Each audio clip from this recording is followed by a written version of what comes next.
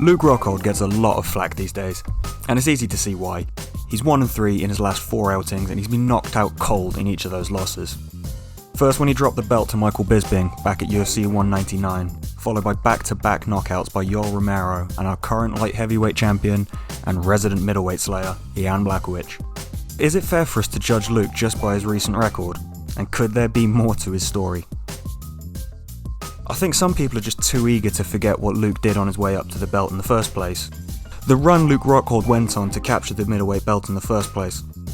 Luke fought Jacare, Tim Kennedy, Michael Bisping, Lyoto Machida and Chris Weidman, who up until they fought looked damn near perfect. They were all former champions or perennial contenders. And Luke looked flawless in all of those performances. Let's not forget the inverted triangle Kimura he used to finish Tim Boetsch. As time passes in MMA, it becomes harder and harder to remember what the feeling was like at the time. But when Luke was on the rise, to those in the know, we thought we had the makings of a superstar. Luke was handsome, his kicking game was brutal to behold, his ground game was crushing and unrelenting. He was well spoken, and we'll get to that, confident, came from a great camp, and when he took the belt, it really felt like he was here to stay. Then old left hook Larry flew in and derailed all of that. Bisping began a spiral in Luke Rockhold's career. We saw him plagued by setbacks, injuries, and knockout losses, most recently his 2 back-to-back. But I think we should look at his injuries. For those who don't remember, Luke Rockhold went into his fight with Chris Weidman on antibiotics. While it's admirable enough, most people don't realise that that same issue seems to have been bothering Luke for years now. I can't remember the last camp Luke looked himself, looked like he was throwing his kicks regularly, wasn't wearing some form of leg brace or protection. He's never revealed the extent of these injuries, but he doesn't look anywhere near as dangerous in the stand-up anymore. However, with all that said and done, even in the fights Luke Rockhold's lost, I challenge you to find me a round he lost or was losing.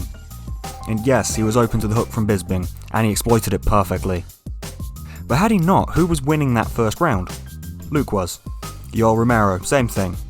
Yoel hit him clean with that Cuban missile in the 3rd round. But I had Luke up 2-0 going into that 3rd round.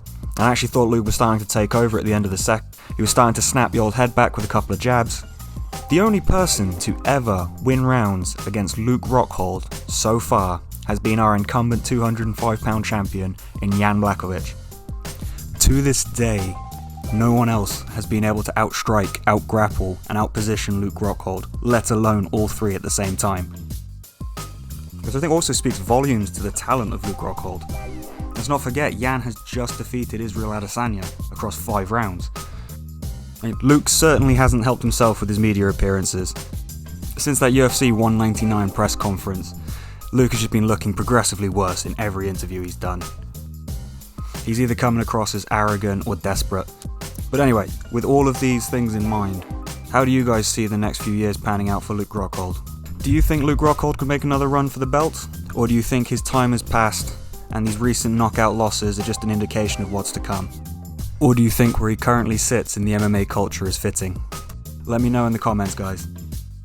Like and subscribe if you haven't already, and thanks for watching.